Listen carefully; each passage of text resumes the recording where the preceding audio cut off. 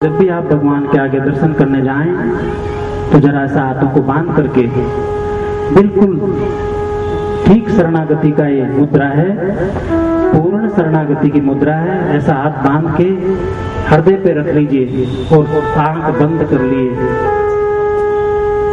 और शरीर को बिल्कुल ढीला छोड़ दिए। कोई शब्द की जरूरत नहीं है, निशब्द प्रार्थना, ठीक ऐसा एकदम शांत सहज अनुभव होगा, बहुत शांत।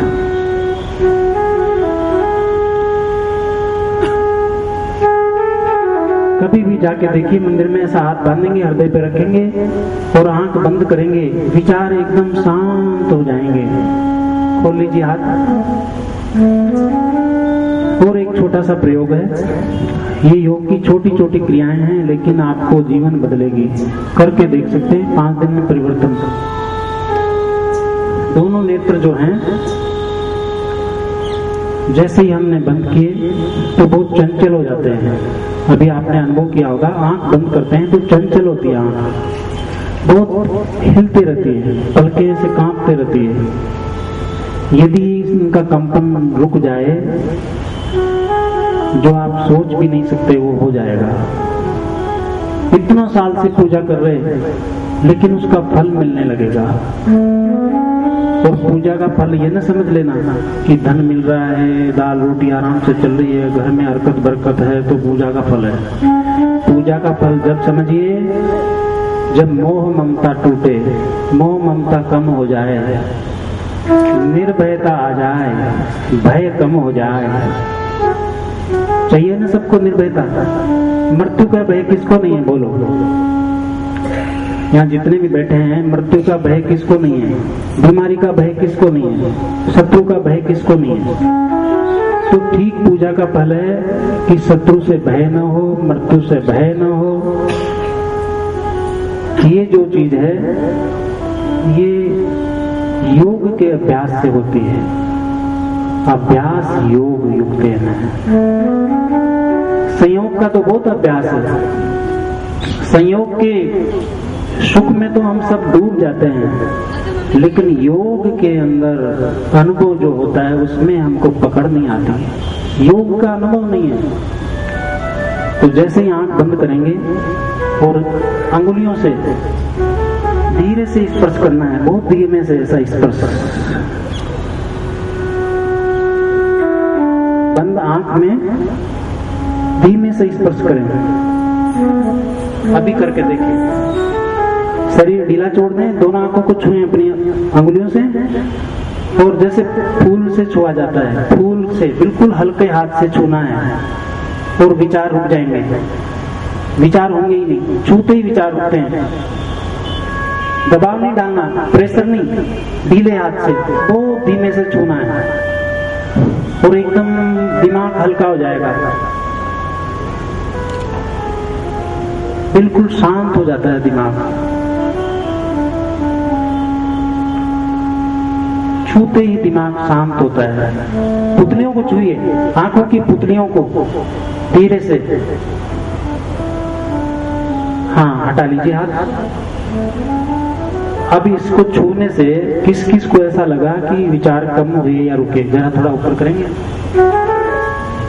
हाँ, तब तो अच्छा अनुभव हुआ। ठीक है, ठीक है। 1 मिनट छूने से आप 20 माला जाप करके जो प्रभु के निकट जाते हैं, तो 1 मिनट छूने से उतना निकट हो जाता है, शांत हो जाता है मस्तिष्क। और शांत हुआ मस्तिष्क तो समझो पूजा हो गई। पूजा किस लिए करते हैं? शांति के लिए, आनंद के लिए। यदि पूजा कर रहे हैं फिर भी ब्लड प्रेशर हो रहा है, अशांत हो रहा है चित्त, किसी की छोटी छोटी बात चुभ रही है, तो फिर पूजा ठीक नहीं हो रही है। सावधान होने की जरूरत है।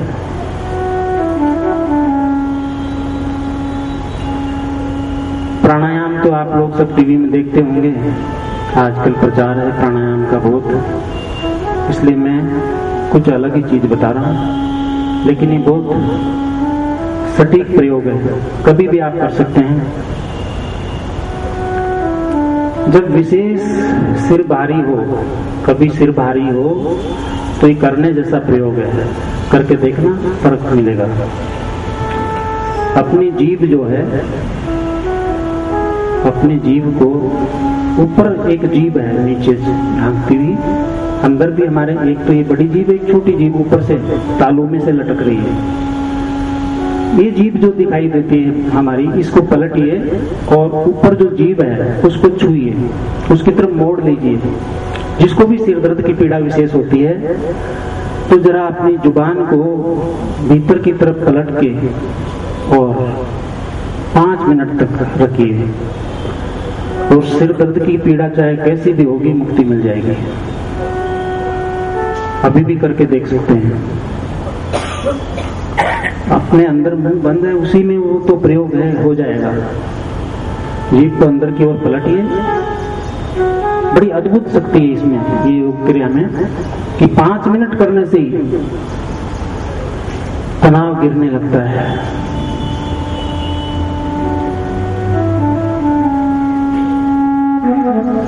हमारी जो नजरें हैं, ये नजरें भगवान ने बड़ी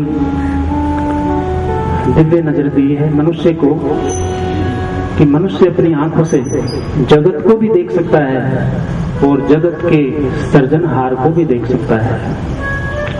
यदि बाहर देख रही आंखें तो जगत दिखाई देता है, लेकिन इन्हीं आंखों को थोड़ा पलटने की कला सीख लीजिए तो जगदीश्वर भी आपको दिखने लगेंगे।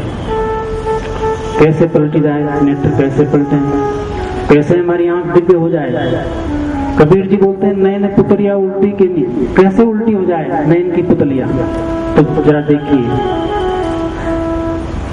जो हमारी दृष्टि है इसको ठीक से खोलिए। हम ठीक से खोलते नहीं, इसको जब ठीक से खोलते हैं तो हमको दूर का दृश्य दिखाई नहीं देगा। जब हम आंख ठीक से खोलते हैं स्पष्ट, बिना किसी प्रयास के, सहज, तो बस दृष्टि हमारी यहीं तक रह जाती है। शुरू में आपको नहीं समझ में आएगा, लेकिन थोड़ा अभ्यास करने से समझ में आएगी बात। बहुत ही दिव्य प्रयोग है ये। बनारस में एक योगी हो गए हैं कीनाराम, जो भी वाराणसी गए होंगे, घूमे होंगे, उनको पता होगा। संत कीनाराम का बड़ा नाम है। जो मैं करे राम वो करे कीनाराम, ऐसा वहां पे प्रचलित है कथा। तो एक दंपति जिनको संतान नहीं हो रही थी, तुलसीदास जी के पास जाते हैं और प्रार्थना करते हैं कि हमारे संतान नहीं है। तुलसीदास जी बोलते हैं कि ठीक है, मैं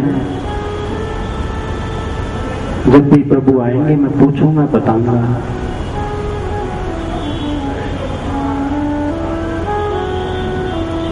वो दंपति पुनः आते हैं तो तुलसीदास जी बोलते हैं, संत तुलसीदास, कि भाई आपको तो संतान हो नहीं सकती, 7 जन्म तक नहीं हो सकती संतान। वो बेचारे बड़े निराश होकर के लौटने लगे। तो रास्ते में उनकी उदासी देख के राहगीर ने बोला कि आप ऐसा उदास, संत से मिलके आए हैं, फिर उदासी क्या बात है? बोले कि बड़े वर्षों से संतान के लिए परेशान है, संतान है नहीं।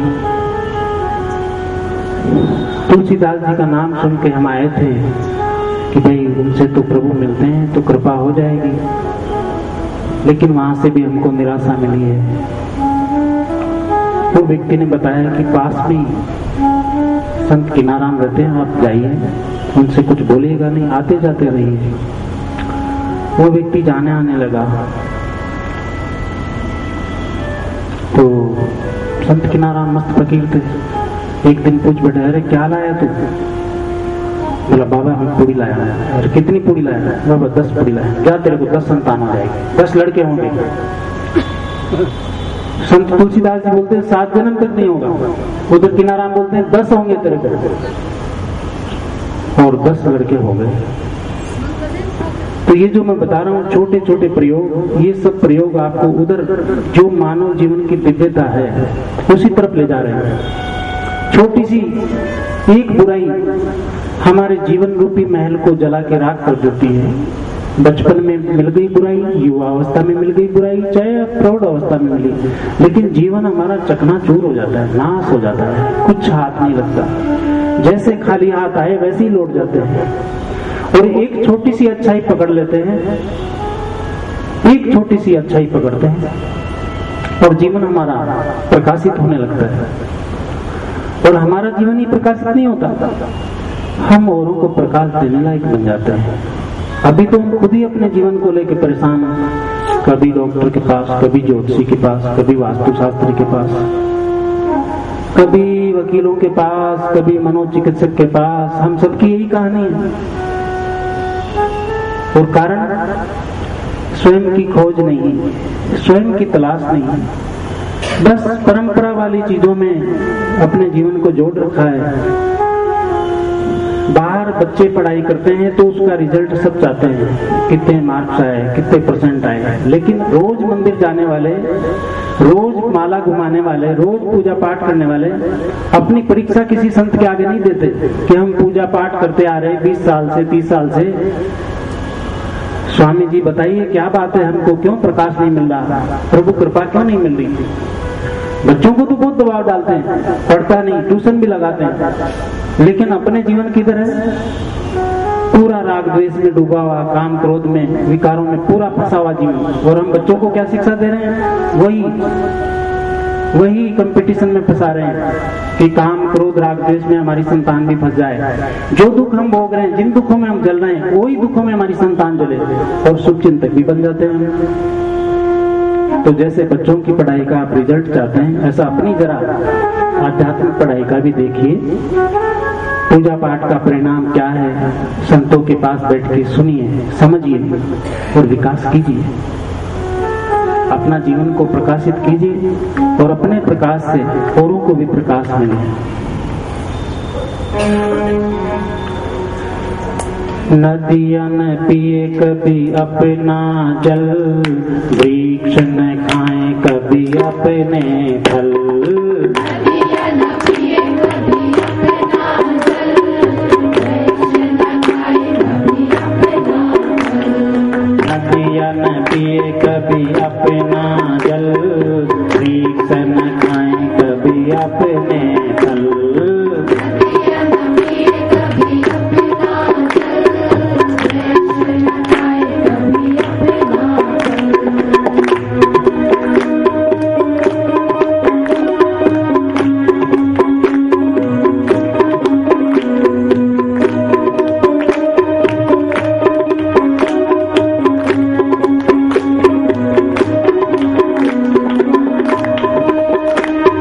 नदियाँ न